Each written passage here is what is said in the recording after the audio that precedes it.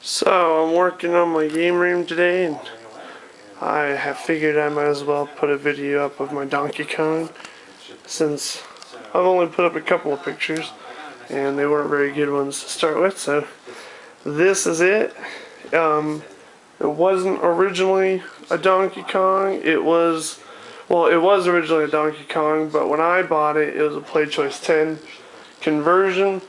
But before that, it had been converted to a Versus Unisystem, and since then I've taken all of the insides out and turned it back into its original glory.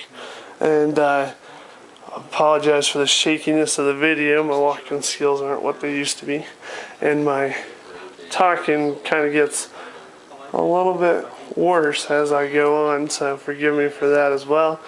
Anyways, this is it. I took off the side art that was the Play Choice 10. When I restored it, I did not go through and do a total top-down restoration. I just wanted to bring it back to Donkey Kong and at the same time clean it up, but let it keep a few of the dings and battle wounds that it had incurred over its lifetime. So as you can see on the side, I still got the horizontal mounting bracket bolts and stuff in there, and then I had a gun mounted in the cabinet, and so I plugged it up using some carpentry plugs for wood, and I just painted them white and then used some clear coat to make it look a lot like the T-molding. It's not done yet. I still got to do the T-molding, because as you can see, a layer that it's cracked and broken like most Nintendo games. And I'll go ahead and show you it turned on real quick.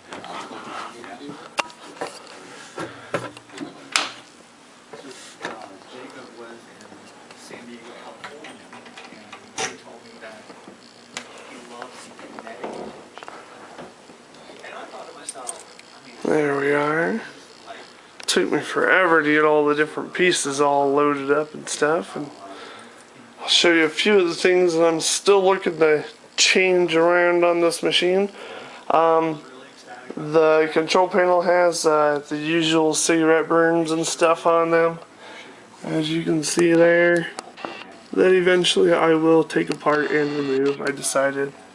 And currently it has a crappy piece of paper that's been printed for the control panel sticker or instruction card, which I have some new ones coming from Old Time Toys, and I can't wait for that one to show up.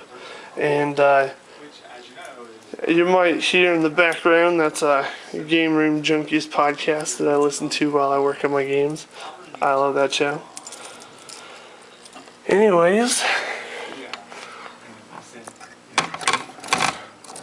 here's one of the things that I still need to change out. Just because I'm a nerd for this stuff and I want it to look as good as possible. My service switch was originally missing, and I found one and put it in, and it just doesn't suit me well for the little hack job that I did. So from the arcade boneyard, I bought a new service switch and coin counter that is all original and unhacked and everything, so I'll be taking those out and putting the proper ones in. Just gotta take the time to get around to doing that. Also, I gotta get the proper serial tags for the back, just because I want one that's still got the Play Choice 10 tag on it right now. And I'll turn it off and open it up and let you guys see inside.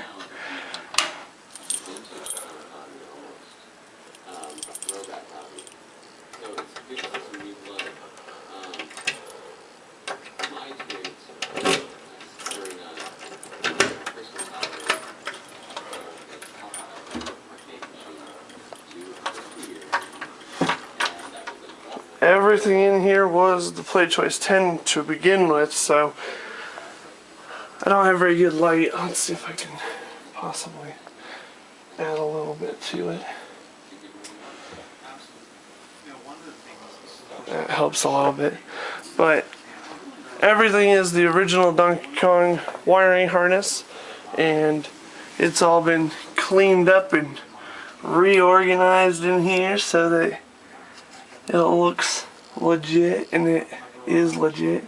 The board set that I bought from Raven, and he's on the KLOV forums as well, and I bought most of my Nintendo boards from him. And when I got it, it was just the two boards stacked, put together, and I had to locate the different wing screws and levers and the mounting plate and stuff from other people. So this whole machine has been kitted together by everybody else on the KLOV forums. So, of course, thanks to all those guys who hooked me up.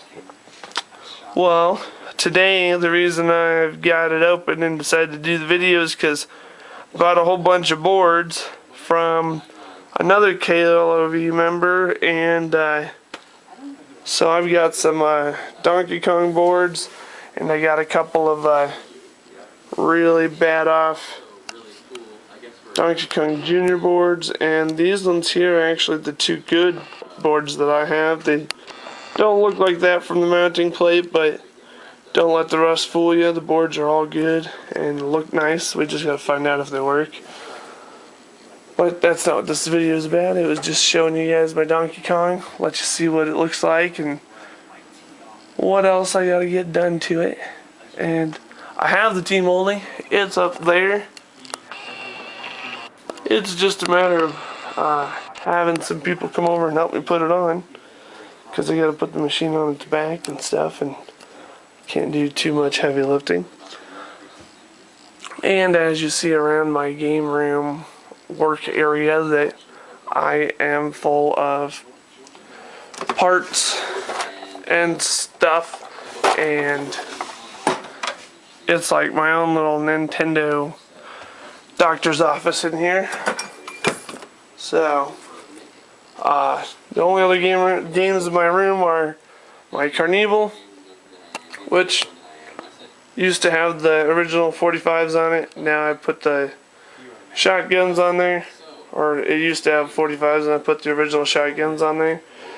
I got a Space Invaders trim line and a Polaris trim line, and those are all the games in my current collection. I got a couple of project games and stuff. Oh, I guess I can't forget the red tent that is also a table for my wife and her stuff, and a couple of my things.